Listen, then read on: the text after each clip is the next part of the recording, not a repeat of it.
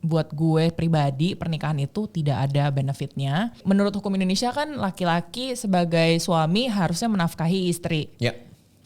Tapi bisa lari gitu aja bahwa anak itu bukan investasi dan anak itu nggak bisa diharapkan untuk jagain lu pas tua sih, karena mereka kan punya kehidupannya sendiri masing-masing. Seseorang yang memilih tidak menikah, tidak punya anak, child free, dan juga menjalani ethical non-monogamy. Kayak netizen kayak suka sotoy, kayak oh berarti lu gampang banget langsung kayak binatang pas lagi kawin aja. Mengikuti hawa nafsu birahi yang tiap minggu atau bahkan berapa kali seminggu gonta-ganti pasangan. Kayak I have breast implants. Gue dari A ke B ke C. Tidak semudah itu mencari orang-orang yang cocok buat lu, yang baik buat lu, dan akan mau untuk berada di hubungan seperti ini. Karena pada realitanya gak semua orang. Hai, gue Brian dan welcome to our safe space. Tempat aman di mana kita bakal ngobrol hati ke hati, ngomongin semuanya dari tantangan kehidupan dan perjalanan iman. Dengan satu tujuan, agar lu selalu ingat kalau Tuhan sayang banget sama lu. Sebelum kita ngobrol-ngobrol hari ini dengan temen gue yang spesial banget, jangan lupa subscribe YouTube channel ini ya, dan share ke semua teman-teman kamu. Well, tanpa lama-lama lagi, enjoy! What's up guys, welcome back to Safe Space. Masih bersama the one and only Cici kita semua, Cici Andrea Gunawan aka Cat Womanizer. Welcome back. Ada R-nya gitu gak sih? Gak bisa gue. Gak ada. Lu cadel? Gue gak cadel, justru karena gue gak cadel. Apa? Itu jadi Prancis cuy. Alright, Andrea, kita akan mulai dengan sebuah game. Lu tahu Two Truth One Lies gak? Iya. Dimana lo harus bilang tiga hal dan duanya itu bohong, satunya itu benar. Duanya benar, satu halnya bohong. Tadi gue udah kasih tahu lu, so lu udah pikirkan. Let's go. I'm 35 years old. Yeah. I have breast implants and I'm a Christian. Oke, inonya lu 35 tahun, digedein. Itu disensor gak? Gue boleh sih ngomong sevulgar itu? Boleh lah, santai jadi orang. Yang ketiga adalah lu orang Kristen. Yang bohong adalah yang pertama. Karena lu terlihat ya? 25. Iya. Bener gak? Sae. Oke. Iya. Enggak, gue 35 beneran. Dan obviously I have breast implants karena itu udah gue share terus-terusan. Di journey lu ya. Dan saya sapa. Gue belum lihat journey lu soalnya. Oh iya, oke. Tapi gue udah share juga sih ya. Gue dari A ke B ke C. Lu 2 kali gedein? Sekali gak puas? Enggak. Karena gue ngerasa yang kedua kali dari A ke B itu terus kayak kok hasilnya natural banget ya. Sampai gue tanya orang-orang terdekat gue, kok dia cuma segini banget aja ya. Terus kayak it's like gue emang tumbuhnya seperti itu gitu loh. Jadi gue kayak nanggung. Gue mau kelihatan bayar dong. Gue gak mau rugi. Gue udah keluar duit. Gitu. Make sense. For info, mata gue operasian. Gue dulu gak punya eyelid. Ganjen banget gue kan. Kok bagus banget. Gue jadi pengen nanya lo di mana. Karena gue datang ke dokternya di Singapura. Tanpa pengetahuan bonyok gue. Gue lagi kuliah di Singapura. Tanpa pengetahuan bonyok gue tabung sendiri si ganjen gitu kan. Terus gue datang dan gue bilang ke dokternya, gue inget banget namanya Dr. Zubin Medora. Asik. Gue datang, dok, operasi mata gue, bikin lipetan mata, tapi bikinnya senatural mungkin biar nggak ada orang yang tahu gue operasi lipetan mata. Iya, tapi bagus banget. Jadi bagus kan? Gak ketahuan karena gue bikinnya sengaja mono eyelid, nggak kebuka tengahnya. Iya, bagus. Nah ini kayak lu tuh kayak jadinya, tapi nggak puas. Kok kurang sih? Iya, nggak kelihatan. Nah bedanya jadi, mata nggak kayak gitu, beda tuh. Gue seneng sama lo karena lo tuh kayak you're very secure in your masculinity sampai kayak operasi lipetan mata. Terus kayak lo bilang lo eyebrow threading segala macam. Bukan threading ya, kayak apa sih? Hairy embroidery eyebrow. Ya kayak. 3D. Lo emang iya aja, ya udah terus kenapa ya? It makes you feel good, right? Iya, soalnya kayak menurut gue kayak kasihan kalau cowok-cowok yang pengen, tapi kayak masa lu kayak cewek sih, masa alis lu disulam? Padahal ya nggak apa-apa sih. Iya, asal jangan kayak tiba-tiba ngeblok aja kan. Iya. Gue selalu nggak pernah against body modification. Yang penting jadinya bagus. Karena banyak orang udah buang-buang duit terus jadinya kayak.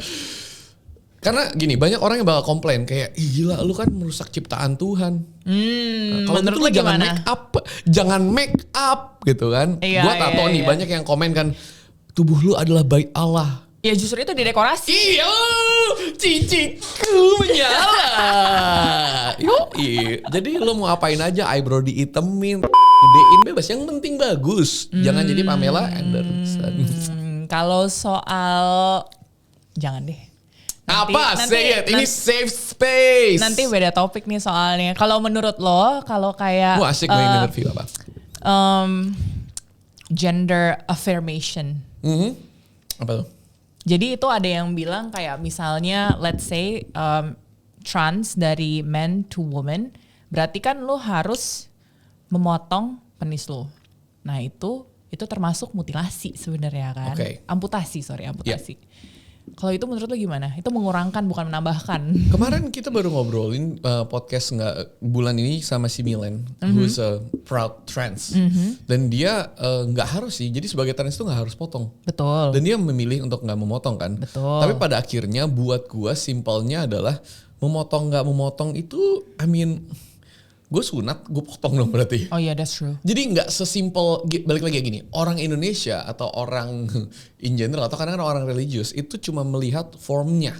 Seakan-akan agama itu semua tentang hukuman hitam atas putih. Ini dari Kristen ya, hitam atas putih yang boleh nggak boleh. Tapi gue selalu melihat bahwa Tuhan Yesus itu selalu lebih mementingkan hati, values. Bukan apa yang lu lakukan, tapi kenapa lu melakukan apa yang lu lakukan. Dan gue nggak yakin bahwa aturan itu serigid itu, gitu kan. Jadi, kecuali jangan membunuh, ya iya dong. Iya, itu value. Iya. Gue percaya bukannya command. Aturan dong. Tapi gue percaya bahwa semua Alkitab yang ditulis di dalam Alkitab itu, semua aturan itu command yang dikeluarkan berdasarkan value seberapa Tuhan sayang kita dan kita mencintai sesama. Makanya gue selalu paling penting adalah basicnya itu harus our love, cinta kita terhadap Tuhan dan cinta kita terhadap sesama. Horizontal vertikal lah ya. Horizontal vertikal gitu. Make sense. Makanya banyak interpretasi di Alkitab yang gue dulu kalau dibacanya itu kayak contoh. Kalau gue bacanya, ini contoh dan ini akan membuat banyak perdebatan dan nanti akan ada episode lagi tentang ini. Banyak yang bilang LGBT itu nggak boleh, Tuhan benci homo. Dan mereka mengutip Sodom dan Gomora, makanya dibakar gitu-gitu karena ada orang. Dan pada saat gue baca dan gue mengerti dan gue cari tahu sendiri, ternyata kenapa Tuhan marah sama Sodom dan Gomora bukan karena ngomongin titit masuk ke lubang pantat. Iya, ada konteksnya lagi. Konteksnya adalah di zaman itu untuk laki-laki itu merendahkan laki-laki lain, itu masukin tititnya ke lubang pantat. Dan kalau itu dilakukan, artinya ada dominasi dan mempermalukan orang yang dilakukan, yang menerima itu. Jadi kejadian yang bikin Tuhan marah banget bukan karena tentang titit masuk ke lubang pantat. Yang Tuhan marah banget adalah manusia merendahkan satu dengan yang lainnya. Dan kalau kita tidak berhati-hati, orang religius menggunakan Alkitab dan ayat-ayat untuk merendahkan orang lain. Nah itu tadi yang gue maksud dengan kayak justru kita kok malah nunjuk-nunjuk yang kayak very judgmental towards other people. Gue kayak I don't think you can pray to God and then selebihnya lu ngata-ngatain orang lain. I don't think it works that way ya. Kayaknya lu gak valid deh, sorry aja ya. Gue gak bisa. Mendingan lu menjadi orang-orang yang ngelakukan semuanya yang harusnya gak boleh dalam hubungan yang non-tradisional, dengan tato yang non-tradisional, dengan gender sexual orientation yang non-tradisional. Buat gue ya, mendingan lu gitu tapi lu mencintai Tuhan dan lu merespek sesama dibanding lu orang yang paling spiritual, perpuluhan, persembahan. Kayak orang Farisi gak sih? Iya, orang Farisi yang semuanya kelihatannya baik di luar tapi lu gak bisa memanusiakan manusia, lu gak bisa menghormati orang-orang dengan pilihan yang berbeda. Gue yakin Tuhan akan lebih tersenyum melihat yang pertama dibanding yang kedua. Makanya kayak kalau netizen tuh suka ya tadi si ahli surga ya, kayak seakan-akan lu ngomong kayak gini, lu ngejelek-jelekin orang lain yang berbeda values dari lo, seakan-akan lu bakal masuk surga. Lu yakin? Kemarin gue baru bikin konten. Yakin. Dikatain gak akan masuk surga sama yang belum pernah ke surga. Oh gitu, gue tungguin deh kalau gitu. Silakan duluan. Balik lagi, jadi dari 3 itu mana yang bohong? Lu 35, lu udah operasi payudara, lu Kristen. Kalau Kristen sebenarnya kan hanya KTP dan juga menurut gue kayak agama dan kepercayaan itu adalah sesuatu yang berbeda. Dan menurut gue saat ini sedang berada di perjalanan mengeksplorasi spiritual gue aja sih sebenarnya. Dan karena I believe there's a higher power. Even though I'm still not sure Yang mana? Yang mana dan apa bentuknya? That makes you an agnostic berarti ya? I don't know, I'm still exploring. Exploring, I like that. Iya, dan maksudnya gue juga, I feel like we are allowed to change our minds about things. Iya.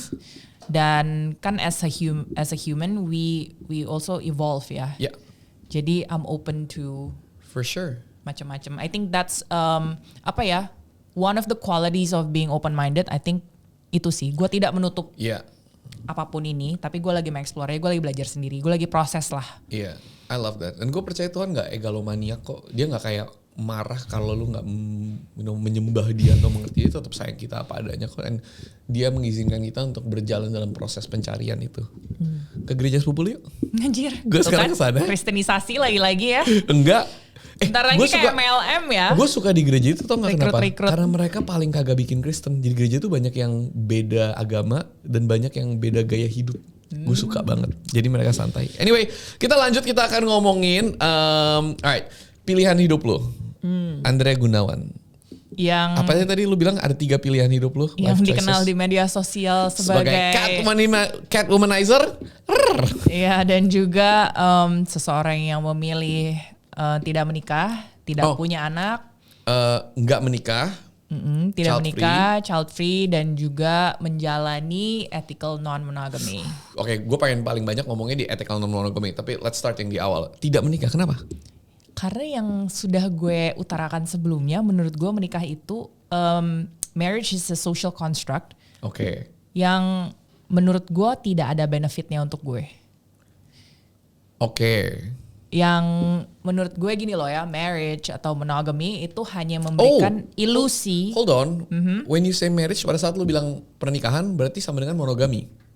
How about open marriage? Sebenarnya nggak masalah, tapi gue tidak merasa komitmen gue ini perlu dilegalisir. Oke. Atau perlu melibatkan agama dan pemerintah. Iya, dan hukum. Dan hukum. Lu tidak perlu sebuah surat untuk bilang lu orangnya setia. Iya, seperti itu. Karena menurut gue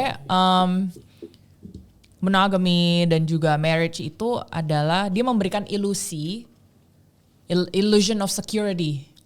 Bener Ilusi aja sebenarnya, karena menurut gue sebenarnya yang penting bukan labelnya sih ya, tapi komitmen lu dan pasangan gitu. Dan apalagi gue nggak mau punya anak ya, jadi menurut gue, buat gue pribadi pernikahan itu tidak ada benefitnya. Oke. Apalagi yang gue lihat dari orang-orang sekitar gue, kok hukum Indonesia kurang melindungi ya pihak-pihak yang terlibat di dalam pernikahan. Kayak misalnya gini ya, let's say menurut hukum Indonesia kan laki-laki sebagai suami harusnya menafkahi istri. Ya.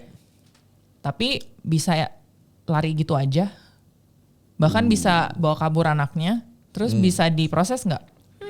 Realitanya nggak tahu ya. Jadi kayak menurut gue tuh kayak cita-citanya tuh bagus gitu yang tertulis di undang-undang. Tapi eksekusi di lapangannya tuh kayak gitu. Jauh, ya? Jadi buat gue kayak I don't see the benefit. Dan gue tadi ya lagi-lagi nggak merasa komitmen gue harus dilabeli pernikahan untuk menjadi real dan serius. Ngerti, make sense. Oke. Yang kedua, child free, which is lagi heboh terakhir-terakhir ini kan.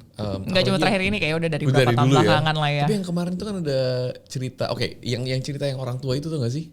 Ya, yang kemarin tuh yang unfortunately almarhum dan almarhumah yang baru meninggal di rumahnya sendiri dan anaknya ada 3 dan ternyata katanya nggak dikunjungi dan yang nggak tahu aja meninggalnya sampai udah berapa hari gitu kan. Terus dan ini kayak mungkin hopefully orang-orang akan jadi melek ya bahwa anak itu bukan investasi dan anak itu nggak bisa diharapkan untuk jagain lu pas tua sih, karena mereka kan punya kehidupannya sendiri masing-masing. Kalian yang cindo langsung forward ini ke bonyok kalian. Oh gila, langsung dibilang durhaka lah.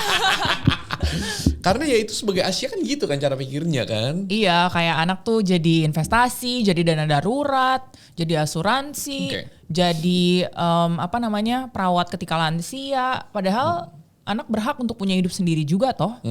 Setuju.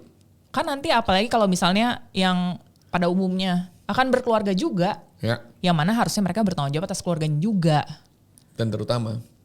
Terutama, apalagi bukannya di Bible ditulis nanti akan keluar dari rumah, Tentunya gue akan juga, gue sangat setuju itu. Di saat yang bersamaan gue juga akan bilang bahwa tentunya sangat-sangat untuk menjaga orang tua kita di masa tua itu adalah sesuatu yang sangat luar biasa. Maksudnya keren banget kalau kita bisa semurah hati itu, karena gue yakin itu yang Tuhan mau kan. Tapi at the same time itu bukan suatu keharusan buat gue, sesuatu yang dianjurkan, tapi bukan suatu keharusan. Karena yang paling penting, gak tau ini buat gue ya, kalau misalnya let's say pernikahan, secara tradisional kan pernikahan ya, tapi mungkin buat lo kita bisa artikan serious komitmen serius antara dua belah pihak, lu dengan pasangan lu. Lifelong commitment ya, put it that way, lebih daripada sekedar pacaran ya. Atau pernikahan, menurut gua kalau orang udah masuk dalam itu, maka partnernya yang lebih penting. Tau kan biasa ditanyakan, kalau ada istri lu, ibu lu, sama anak cewek lu, meninggal ada dalam kapal dan lu harus pilih salah satu gitu kan, itu yang mana yang akan lu selamatkan kan. And kita kan lagi ngomongin prioritas kan. Kalau buat gue straight up, yang paling penting adalah istri itu, lifelong partner. Karena anak bisa bikin lagi lah ya. Insya Allah. Iya, ibu gak bisa dicari lagi tadi. Gak apa-apa, umurnya udah pendek lah, bentar lagi. Ini udah, they've lived a long life. True, tapi kayak yang dibilang, karena istri adalah seorang yang lu pilih gitu kan. And also their family too. That the chosen family kan. Makanya secara prioritas bagi gue adalah itu dulu. Tapi tentunya I think it would be wonderful kalau setiap dari kita bisa meluangkan waktu, tenaga, energi untuk menjaga orang tua kita di hari tuanya, biar yang kayak ini tidak terjadi kan. Dan menurut gua kalau kayak gitu lebih ke hukum tabur tuai juga sih. Kalau memang gimana ya? Kalau memang hubungannya baik. Iya. Ya pasti otomatis kayaknya, nggak usah diminta, nggak usah ditagih, nggak usah di guilt trip, lu pasti akan mau. Setuju. Bukan membalas budi bahkan ya, karena gua sayang, gua mau take care of you. Setuju banget. Jadi nggak usah di kayak, gila kamu lupa ya, mama dulu pernah ngapain sama kamu apa segala macam, kok kamu sekarang nggak balas budi. Tapi gue selalu bilang gini loh, gue pernah bilang ini ke bonyok gue, mami papi I love you so much. Kalau ngomongin hal ini, kenapa gue bilang bahwa orang anak itu tidak punya hutang budi terhadap orang tua? Ibarat kata nih, kalau gue mau beli anjing, pada saat gue komit untuk beli anjing itu, kan gue komit untuk kasih makan dia, ngerawat dia, ngegedein. Kemauan gue, pilihan gue, nggak bakal gue setelah anjing itu gede, bangke lu tidak menjaga ini gue, gak. Untuk gue memilih anjing adalah pilihan gue dan komitmen gue. Jadi setelah itu dia hidup tidak ada ininya, dan gue pernah bilang ke bonyok gue nggak minta dilahirkan. True. I mean, jadi technically gue nggak utang apa-apa sih sebenarnya. Exactly. Dan kalau misalnya bonyok gue itu memutuskan untuk mengorbankan hidupnya buat gue, ya dari awal lu yang mau bawa gue ke dunia gitu kan. Well, I mean thank you, I feel grateful, but dan hopefully gue tetap bisa, gue nggak berarti Mom, Dad, I will not let you be yang itu ya. Tenang aja, masih bakal dijagain masa tuanya. Tapi bukan dari keharusan, tapi kemauan. Alright, child free. Mengerti? Adopsi nggak tapi kalau mau? Enggak. Ya emang nggak mau sama sekali. Oh iya, udah nggak mau sama sekali. Gila, gue piara anjing aja udah tahu diri lah. Gue tahu kapasitas dan kemampuan diri sendiri. Kenapa anjing lu mati semua yang lu pelihara? Nggak pernah piara anjing, gue tahu diri. Bahkan nggak pernah nyoba? Nggak pernah, tahu diri gue. Goldfish, ikan koi? Ikan enggak. Lu punya binatang nggak? Kucing 7. Hidup semua masih? Ya hidup dong. Soalnya nyawanya 9 ya. Udah habisin tapi gak habis. Okay. Iya.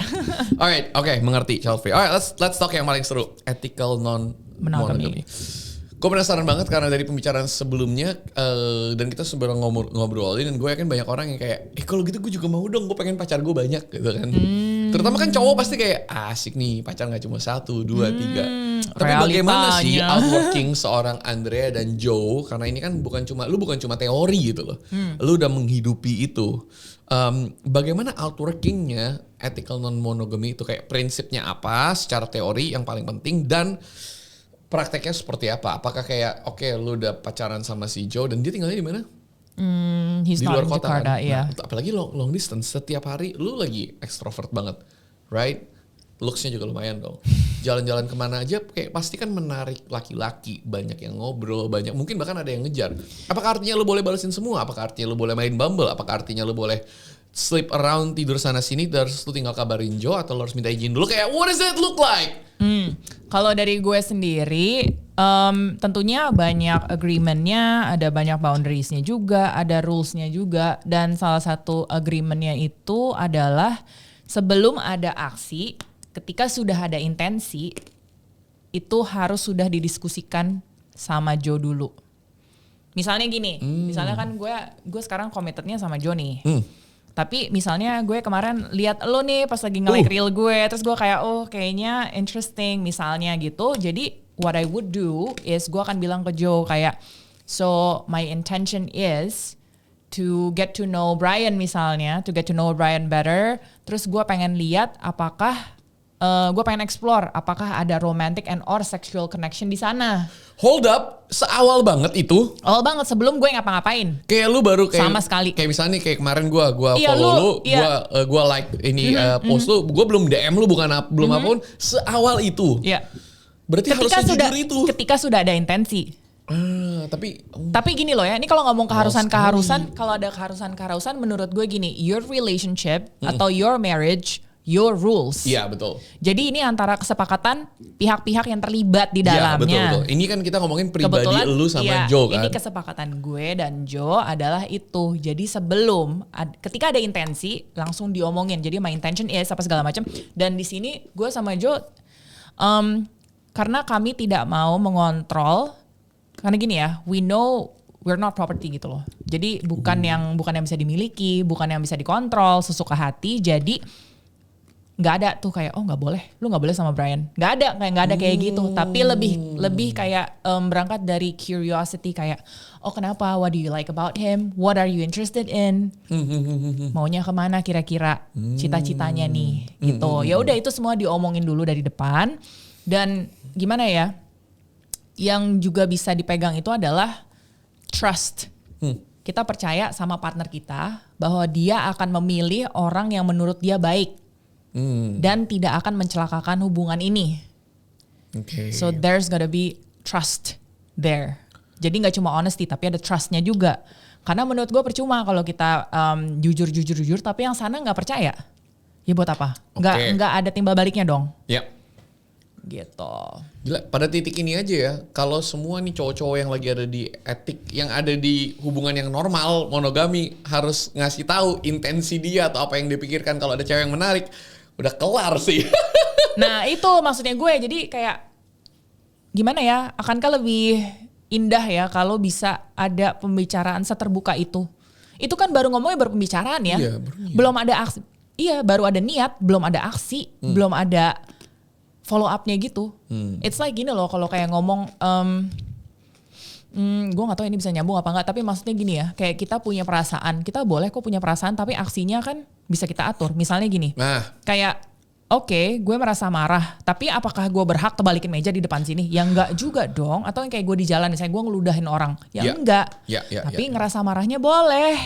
Kemarin gue denger itu, semua emosi kita itu valid. Iya. Tapi perlakuan kita itu nggak iya valid. Perilakunya, iya benar. Jadi misalnya kalau kayak sesimpel nih dalam hubungan monogami, berani nggak sih lu ya tadi overcome your own discomfort untuk ngomong ke pasangan lu, gue kayaknya naksir nih sama sekretaris ini, bos gue.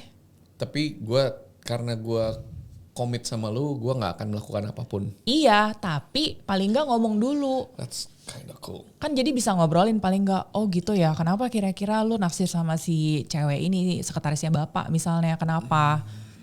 Ya kan bukan berarti ada follow up-nya, enggak. Betul. Tapi kan at least ada diskusi itu dan tidak dipendam sendiri.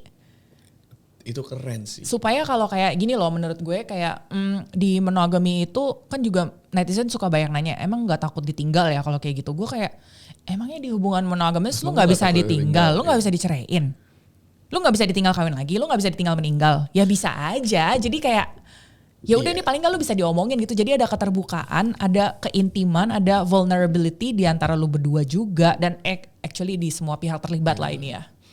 Sebenarnya bisa gak sih kalau ada orang yang berpikir seperti itu? Kita lanjutin yang tadi tuh yang lu bilang kan, ada orang yang bilang emang gak takut ditinggal. Sebenarnya ini coba gue lagi berpikir, kalau ethical monogami karena semuanya begitu dibicarakan, kalau ada tidak cocok atau ada apa ya mungkin ya udah baik-baik putus aja. Tapi kalau hubungan yang let's say yang monogami yang normal, karena itu adalah sebuah social construct, apalagi kalau tidak di ngomong-ngomongin, pada saat tidak ada kecocokan, kadang-kadang tetap dipertahankan hubungannya karena itu demi social nama construct, baik. demi nama baik, karena itu Iya. lagi-lagi bukan dari dalam tapi dari luar ke dalam. Iya, karena Tapi udah yang terpaksa, terjadi gue udah malah terpaksa, tidak. Dan, bukan pilihan. ya, dan kita melihat banyak banget yang kayak suami istri, yang satunya selingkuh ya udah, yang satunya terima-terima aja karena demi nama baik. Tapi sebenarnya eksekusinya yang ini selingkuh sama ini, Ya ini yang sama penting status ini. lo bapak ini Yang masih penting menikah sama status, kan. istrinya. Oh sama ini juga kemarin tuh jadi sempet berapa waktu lalu jadi ada banyak artikel yang mulai mempopulerkan idea living apart together. Oh iya. Yeah, jadi living apart together itu misalnya again gue sama Joe. Gue lifelong commitment tapi gue tidak untuk saat ini technically tidak tinggal bareng. Iya. Kami masih punya rumah masing-masing. Iya. Gitu. Itu banyak banget ya jujur aja di netizen Indonesia yang menentang gitu loh. Padahal menurut gue kayak again ini tuh bukan masalah formatnya ya. Betul. Tapi eksekusinya. Iya, itu karena yang banyak terjadi, yang gue banyak dengar dari teman-teman juga kayak lu masih tidur seranjang sama suami lu, tapi lu nggak ada komunikasi. Suami lu main handphone aja sendiri. Lu nonton YouTube, nggak ada, lu nggak ada ngobrol, nggak ada intim, lu udah sexless marriage. Iya. Terus apa? Iya. Itu emang masih berarti apa? Iya. Emang hubungan lu sehat dengan lu tidur seranjang? Betul. Belum tentu lo hubungannya tidurnya misalnya yang Ya. tidurnya misah kayak mau misah ranjang, mau pisah kamar, mau pisah rumah. Iya. Belum tentu itu nggak sehat. Betul. Iya. Keintiman tidak bisa diukur dengan ya itu tadi Exactly. statusnya doang, labelnya doang. This whole idea of function over form, fungsi di atas bentuk gitu kan. Itu sesuatu yang makin kesini makin gue sadari dari perspektif religius. Balik lagi ya, gue dari perspektif religius itu sesuatu yang menurut gue jauh lebih penting sih pada akhirnya, outworkingnya, value-nya, hal-hal yang tidak terlihat, kesehatannya dibanding yang terlihat dari luar. Makanya kalau kita pada cerita tentang, makanya gue ya kalau kita ngomongin tentang perspektif agamawi ya, kalau kita lihat di Alkitab terus-terusan, Tuhan Yesus tuh pernah, gue nanya lu deh, Tuhan Yesus pernah marah nggak? Marah lah sampai banting meja atau balikin meja ya. Tapi satu hal yang kita harus sadar, Tuhan Yesus yang gue cari tahu tuh, Tuhan Yesus tuh Dia bisa kilaf ya guys. bisa kilaf, bisa. Tuhan Yesus itu nggak pernah marah sama orang-orang yang kita kira harusnya dia marah. Yaitu kayak yang kita bilang pendosa, yang nggak suci, pelacur. Oh sorry, PS. PSK. Bukan nggak boleh PSK lagi kayak sekarang. Apa PS sekarang? aja. PS. Asik. Semua ini Tuhan Yesus nggak pernah marah sama mereka. Orang-orang yang Tuhan Yesus marah adalah orang-orang Farisi, Yang ahli Taurat. nunjuk-nunjuk, Kenapa? hipokrit. Karena bahkan Tuhan Yesus ada satu ayat yang bilang gini, munafik kalian seperti kuburan, bagus di luar tapi dalamnya penuh dengan tulang. Kalian seperti cangkir yang dibersihkan di luarnya tapi dalamnya jorok. Orang-orang yang mementingkan bentuk daripada fungsi. Orang-orang yang mementingkan yang terlihat dibanding kesehatan dalamnya. So makanya makin kesini teologi gue dan cara pikir gue, kayak Tuhan nggak terlalu main dengan yang di luar deh. Manusia aja yang lihat apa yang di luar, Tuhan lihat yang di dalamnya, yang penting kesehatannya. kan, like you said tadi kayaknya ya, yang penting how we treat other people, how we treat nggak usah other people juga sih sebenarnya, sesama makhluk hidup termasuk binatang sih.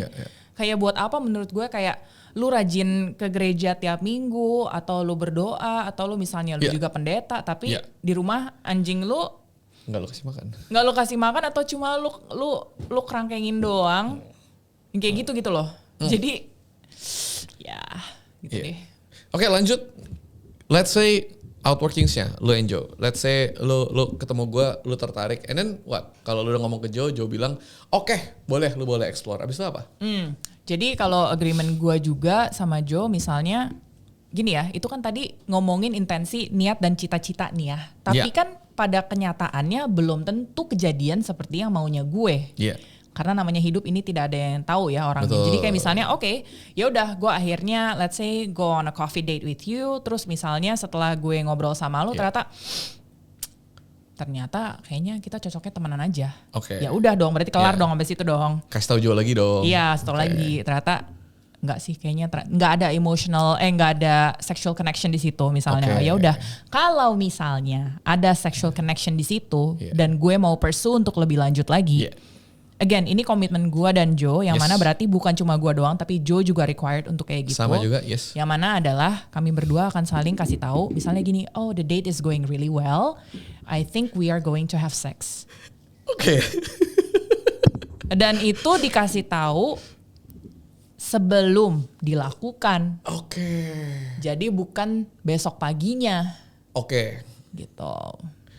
Jadi kayak kita lagi ngedate nih, lo udah kan kita ngedate, kita makan, lo kayak ih asik nih orangnya ini kayaknya, oke ada social connection, lo bakal nge-text Jo dulu. Iya, tapi gue akan bilang lu dulu juga by the way. Lo kan of course gue akan dua bilang arah lu. ya. Iya, gue akan bilang lu dulu by the way. I have a partner, I have a life partner namanya Jo, gini whatever. Terus gue bilang, ya gue akan bilang kayak by the way. Ke INM gak sih tiap kali? Nah, that's why crash course ya. That's why I don't generally date people yang sebenarnya nggak tahu INM. Gue males jelasinnya. Iya. Jadi mendingan yang udah tahu workshop, supaya gue coy. juga bisa belajar dari pengalaman mereka juga. Berarti selama ini yang Sebenarnya lu gitu. punya relationship selain dari Jo, lu selama ini open di public gak sih? Kan lu udah berapa kali kan podcast gitu kan? Lu open ke public gak relationship lu yang selain Jo ini? Enggak, karena itu untuk menjaga privasi gue, privasi Jo, dan juga privasi pihak-pihak yang terlibat. Oke. Lu nggak, Gitu. maksudnya lu nggak open namanya atau kayak kasus doang atau enggak sama sekali? Kita bikin hipotesis aja. Gini ya, mungkin yang bisa gue share itu lebih Orang-orang kan ke, masih penasaran kayak apa sih yang terjadi sebenarnya? iya, yang ya? lebih kalau kayak experience gue aja sih, kayak Boleh, misalnya, I Coba don't sekali ya. generally date in Jakarta karena number one gue nggak, so far gue belum ketemu orang yang menurut gue worth it untuk gue coba explore, menurut gue. Karena gitu loh yang kayak netizen kayak suka apa ya, suka asal sotoy kayak oh berarti lu gampang banget langsung kayak binatang pas lagi kawin aja, mengikuti hawa nafsu birahi yang tiap minggu atau bahkan berapa kali seminggu gonta-ganti pasangan kayak Ya asumsinya sih kayak kalau lu mau INM pasti kayak gitu. iya, padahal kayak kalau gue pribadi mungkin ada orang-orang yang seperti itu dan tapi bukan gue, kayak gue tuh pilih-pilih banget sih sebenarnya. Jadi kayak di Jakarta so far gue belum ketemu siapa-siapa ya. Di Jakarta belum pernah. Di Indonesia bahkan ya, nggak usah ngomong di Jakarta, even di Bali, di mana kayak di Indonesia ini gue Kayak one night stand aja nggak pernah. nggak Kalau hubungan yang juga. Karena Apa menurut senaruh gue bule susah, tapi bukan masalah bulenya juga ya, susah aja ketemu yang orang yang cocok. Karena menurut gue gini standar gue Jo. tinggi sih. Tinggi bu. Standar gue Jo, jadi maksud gue ya gue kalau mau cari hubungan yang lain pun ya gue kan cari yang standarnya seperti dia. Tinggi sih. Yang mana buat gue untuk ketemu orang yang kayak Jo aja itu kayak half of my adult life. Jadi gue bahkan gak tahu kapan gue akan ketemu orang yang sekali berjo lagi. Yang buat gue cocok dan juga orangnya mau dong. Kan kalau misalnya gue mau orang yang gak mau juga gak bisa. Editor tampilkan di sini seorang Joe. Gue heteroseksual, kalau gue homoseksual gue gigit sih itu si Joe, gemes banget. Yes, tinggi. Berarti selama ini kalau lu punya hubungan lain di luar Joe itu so far semua sama bule-bule pas lu lagi travel? Kurang lebih seperti itu. Karena again nggak ada koneksinya gue di sini, nggak nemu aja sih. Jadi kayak tadi lu bilang oh berarti kayak banyak yang ngajak kenalan dong. Surprisingly nggak ada. Yang ngajak kenalan? Enggak. Kan di Indonesia Banyaknya yang ngajak swinging ya dari Instagram. Terus gue kayak swinging tuh artinya no mereka thank juga punya you, couple. I don't do swinging. Iya mereka suami istri yang terus kayak ngajakin gue sama Joe untuk swinging. Terus gue kayak no thank you, we don't do that. We respect you but we don't do that. Masa gak banyak yang hit on you? Kayak kan cowok-cowok kayak tahu wah ini open relationship berarti gue bisa nih. Enggak. Mungkin kayaknya pada tahu diri kali ya. Apa? Kayaknya pada tahu diri deh. Kayak ngeliat laki lu udah kayak iya lihat laki gue kayak gini terus kayak takut gue diketekin mati gue badannya gede. I see. Iya, jadi itu contrary to popular belief, ternyata kalau setelah gue jalani tidak semudah itu untuk cari pasangan lain. Apalagi yang kayak kemarin gue cerita sama lo itu loh, yang gue ada parameter, jadi gue punya checklist yang harus Nah itu gila sih, coba jelasin dulu itu oke. Jadi gue punya checklist yang karena, jadi ini tuh INM ini menurut gue sangat ada structured gitu ya, sangat organized juga karena ada step-stepnya yang harus dilalui dan juga ada checklistnya. Kayak checklistnya itu misalnya oke gue ketemu lu nih, tapi ketika gue explore ngobrol sama lu segala macam, terus gue kayak oke, gue harus tanya berapa pertanyaan ini dulu sebelum akhirnya gue kayak oke deh gue mau tidur sama lu. Apa aja? Sebelum sampai situ, do I feel emotionally and sexually attracted to you? Ketertarikan. Connected to you, and then terus juga are they the right gimana ya? Not the right person. Tunggu. Do I feel safe? Merasa do aman I feel safe and do I feel respected Okay. by this person? Yeah. Terus juga are they a good person? Karena itu kan bisa kelihatan dari kenalan dulu ya. Makanya ada proses kenalannya dulu. Iya. Itu dan jadi nggak sembarangan langsung hajar juga sih. Iya. Terus juga Fix bukan binatang loh. that's what I've been trying to say. Terus tapi tidak mendiskreditkan orang-orang yang kalau memang menjalani hidup seperti itu ya. Kayak ya udahlah suka-suka dia lah, terserah lah. Terus ada juga apa namanya? What about their STI health status? Kesehatan seksual mereka. Iya, dan itu juga of course agreementnya adalah pakai kondom. Oke. Dan juga sebelum itu sebisa mungkin udah tukeran hasil tes resultnya dari infeksi menular seksualnya itu. Jadi lu minta mereka untuk cek kesehatan Ya sama-sama barengan. Sama-sama dulu. Tukeran jadinya biar balance dong, biar fair dong. Pantes banyak cowok yang kagak mau ribet kayaknya ya. Ya berarti kalau itu mendingan menurut gue gue clubbing di Jakarta Selatan terus bungkus daripada lu kayak harus masuk kelas dulu. Iya, dan menurut gue kalau emang gak mau ribet ya udah berarti ke filter sendiri. So that's not somebody that I would wanna be with anyway. Iya. I see. Dan yang terakhir, kalaupun meskipun semuanya ini udah hit all the checklist, terakhir adalah is this a fuck yes? Kalau buat gue. Apa tuh fuck yes? Karena gue I'm a big believer in serendipity. Jadi buat gue gue sangat pakai feeling gue juga ya, kira-kira is this the right person? Karena kalau enggak gini loh, pernah gak sih lu ketemu orang kayaknya lu attracted tapi lu ada kayak lu jalanin gak ya sama ini, kayak lu you're not that enthusiastic gitu, kayak ya bisa sih atau kayak why not, kayak coba-coba aja. Gue tahu perasaan itu, kayak gue mau beli celana ini bagus tapi kayak ada sedikit nggak cocok, ya beli nggak ya. Nah biasanya kalau gue beli pasti nyesel abis itu. Iya itu maksudnya gue. Nah itu berarti kalau kayak gitu kayak kalau if it's like a maybe atau why not berarti it's a no. I see. Kalau fuck yes tuh berarti yang gue benar-benar kayak gitu ya? Iya, jadi gue benar-benar yang kayak oke, gue ini once in a lifetime opportunity. Kalau gue lewatin kayak this person is so wonderful, so worthy of this gitu loh. Jadi gue kayak oke. Selama 3 tahun ini berapa banyak cowok yang lewatin semuanya? Dikit sih, jarang banget. Dan itu jarang banget karena again meaningful connection itu dan meaningful connection unfortunately emang it's so rare these days kan. Oke. Jadi susah. Pertanyaan gue selanjutnya ya, Joe gimana? Gini, gue balikin. Lu kan tadi ngeliat step-step itu. Gue ngebayangin jadi Joe gitu kan. Lu bilang ke Joe kayak, gue ketemu cowok ini, gue lagi ini, it's going well, that is amazing, dia keren banget, gue jatuh hati, checklist ya kan kayak, ya kesel juga sih rasanya perasaan jealous itu. Mungkin itu akan menjadi sebuah masalah pertama dalam INM gitu kan. Oh iya pasti, udah pasti. Udah pasti. Lu gak bisa ngomong dari Joe, tapi apa yang lu rasakan pada saat Joe melakukan yang sama?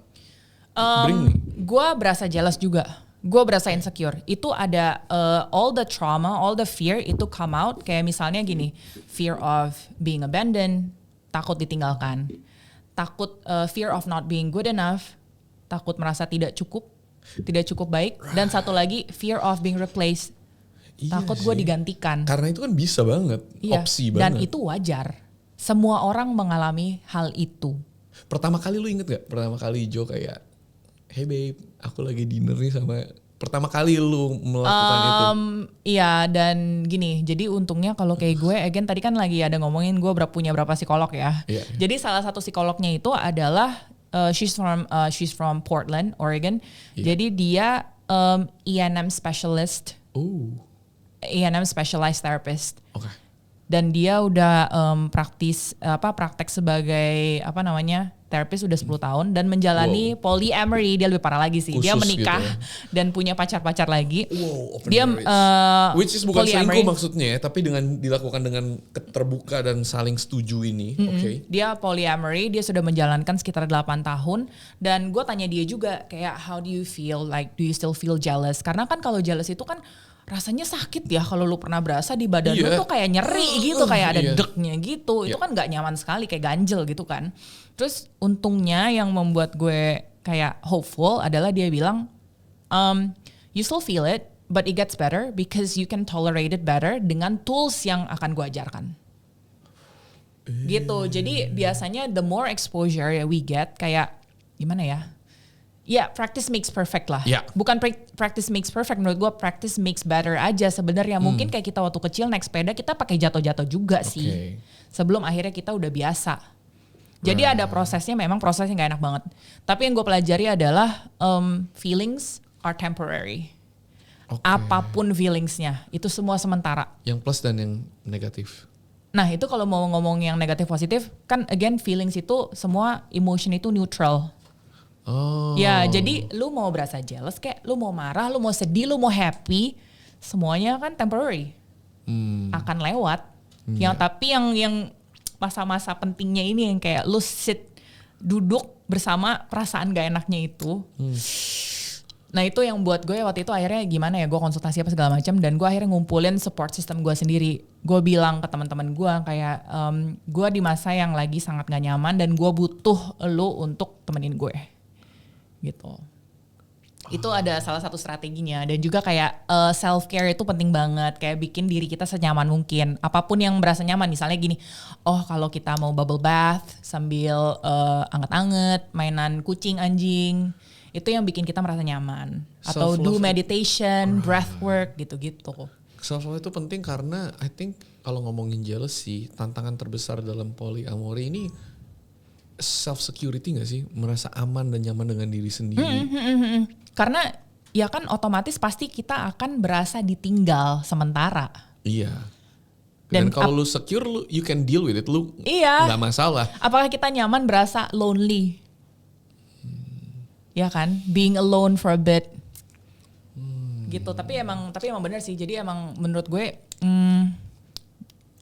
kayak orang-orang banyak bilang kayak lu tuh ngajarin yang gak benar, nanti orang-orang akan terpengaruh untuk ngikutin ini. Gue kayak coba aja ikutin, kalau lu bisa tahan gak? Iya sih. Dan juga bukan masalah itu, dengan realitanya. Nanti realitanya gitu di sini, ntar kalau emang lu picky ya, kecuali kalau lu emang tadi lu mengikutin hawa nafsu birahi, lain cerita. I'm not speaking for those people, on behalf of those people, tapi kayak realitanya tidak semudah itu mencari orang-orang yang cocok buat lu, yang baik buat lu, dan akan mau untuk berada di hubungan seperti ini. Karena pada realitanya gak semua orang mau.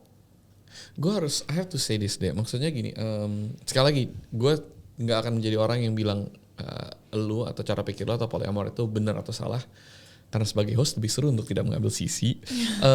Tapi gue akan menjadi orang pertama yang bilang, karena banyak orang yang akan bilang kepada lu kayak, ih lu sih enggak sih, lu rendah banget dengan cara pikir lu gak bisa setia dan lain-lain. Menempatkan lu di bawah masyarakat rata-rata yang menganut norma-norma hubungan yang monogamous atau yang tradisional. Tapi semakin gue kenal lu, cuma dalam kemarin kita ngopi makan siang, denger sedikit yang detail itu, dan sekarang ini 24 jam lewat dikit ini, gue jauh lebih respect lu dan bagaimana lu melihat dan melakukan hubungan lebih di atas 95% orang Indonesia pada umumnya.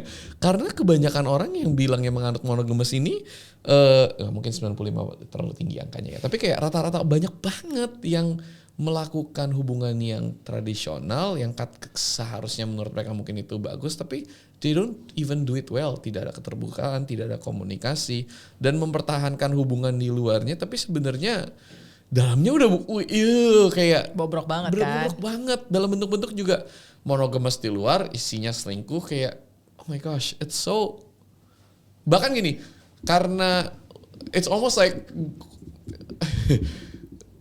like dengan mudah orang akan melihat realita hubungan dan pernikahan hari ini, dan dengan mudah orang bisa I lose faith in humanity dan marriage, and mendingan ngelakuin yang lu lakuin tapi bisa dilakukan dengan baik daripada melakukan yang normal tapi tidak bisa dilakukan dengan baik gitu kan. Dan itu memang buat gue miris banget sih realita zaman sekarang, yang gue nggak tahu di lingkungan lu atau di lingkungan gue juga kayak udah sering banget yang kayak cheating tuh udah normalized banget. Iya, bahkan gue ketemu anak-anak, bukan anak muda, maksudnya kayak orang-orang di umur 20-an, kalau dari cewek gitu ya, cowok kan kadang mikirnya kayak cowok yang selingkuh, cewek enggak kan in general. Tapi kayak banyak yang sekarang belum menikah gitu, teman-teman gue itu cara pikirnya kayak udah mengasumsikan kalau dia mencari suami, dia main cewek ya nggak apa-apa, dibohongin ya nggak apa-apa. Itu bahkan udah dinormalisasi, standarnya udah solo. Dan dinaikin yang lain ya, selama dia ngasih gue duit, selama dia nggak ceraiin gue, dan has this skewed ekspektasi. And I'm like, that is so sad. That is so sad. That is so sad. Saking udah rendahnya banget standarnya. Dan juga kalau ngomongin soal selingkuh juga yang gue bingung, cheating is so normalized, tapi ketika ada orang-orang kayak gua yang bilang ENM itu ethical apa segala macam, semua kayak menyerang gua kayak gue doing it openly loh. Semua orang tahu. It's on my page. Everybody knows. Nah, I'm with you. I'm with you on the ethical. Gua setuju sama lu dalam arti kata melakukan hubungan dengan etis, melakukan hubungan dengan full komunikasi, keterbukaan dan lain-lain. Dan menurut gua yang mendengar ini setuju tidak setuju dengan bentuk lu, karena itu pada akhirnya kan bentuk kan. Menurut gua kalau kita pikir lebih baik-baik lagi, orang yang paling tidak setuju pun bisa setuju bahwa value lu itu oke banget di dalamnya. Dan value itu yang menurut gua kita bisa belajar, dan kalau yang lagi dengar mau apply itu ke dalam monogami, monggo. Karena komunikasinya itu.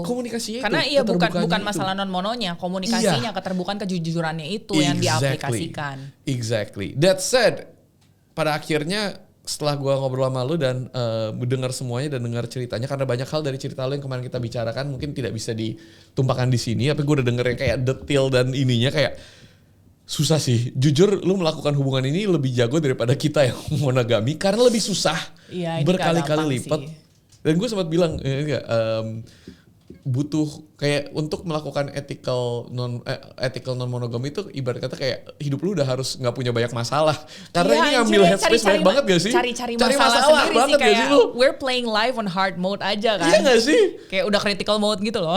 Iya, dan itu nggak bisa dilakukan semua orang juga kalau kayak finansialnya masih belum set, keluarganya masih banyak masalah, kayak banyak hal yang gue harus pikirkan dalam hidup gitu. Tapi itu yang justru orang selingkuh ya, justru yang kayak orang masih single, masih single, cuma kerjaannya nggak ada keluarga, masih suka sorry I'm busy, I cannot reply to your message, atau kayak sorry 2 minggu kemudian baru kayak itu baru binatang tuh. Terus habis itu yang udah nikah, udah punya istri, malah hai saya apa kabar, kan belum, malah punya banyak waktu buat selingkuhannya. Terus minggunya pelayanan di gereja, khotbah. Aduh. Anjay, siapa ya? Hashtag sering terjadi. Sering terjadi di kota-kota besar saja. At the end of the day, gue tidak merasa ethical monogamy buat gue. Simply I cannot, gue tidak sejago lu. Dan if it works for you, it's amazing. Gue gak tahu berapa banyak sih yang lu kenal di Indonesia orang yang bisa melakukan ini dengan baik dan benar. Gak ada, paling cuma 2 dari follower gue. Itu pun yang mereka yang DM gue gitu. I see. Yang kayak thank you so much for being the voice. Kayak I feel like ya ternyata gue gak sendirian, gini-gini apa segala macam. Right. I think still it's a legit option. Setidaknya melakukan ethical non-monogamy jauh lebih baik daripada kalian-kalian yang ngakunya monogamy nikah tapi selingkuh. Terus kayak ngomongin ethical non-monogamy ya. Jadi salah satu follower gue itu, dia suami, dia punya istri, tapi dia juga punya pacar. Jadi dia polyamorous.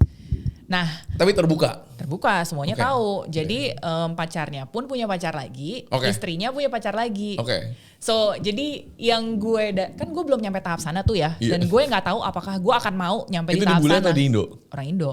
Cindo. Cindo, koko. Cindo di Jawa Timur. Anjay. Terus udah gitu, yang kalau dia nggak ngomong, gue juga kadang-kadang nggak akan kepikiran kayak gila. Itu jealousnya dikali 2. Oh dia bilang gitu? Iya, itu dia bilang berat banget. Capek banget gak sih kayak dia jealous ketika dia tahu istrinya mau ngedate sama pacarnya. Terus sekarang tau-tau dia juga denger pacarnya mau ngedate sama pacarnya lagi. Terus kayak dia sedih sendiri di rumah. Terus kayak jealousy-nya kali 2. Nah itu mungkin yang orang-orang lupa. Orang tuh mikir kayak benefit-benefitnya doang buat diri gue sendiri. Gue egois apa segala macam. Lu nanti realitanya kaget sih. Kan itu terjadi kesetaraan ya dua belah pihak ya. Pasangan lu juga boleh kayak gitu. Lu siap gak digituin? Tapi lucunya pada akhirnya ya itu kan namanya memilih hidup dalam main game kehidupan difficulty yang susah gitu kan.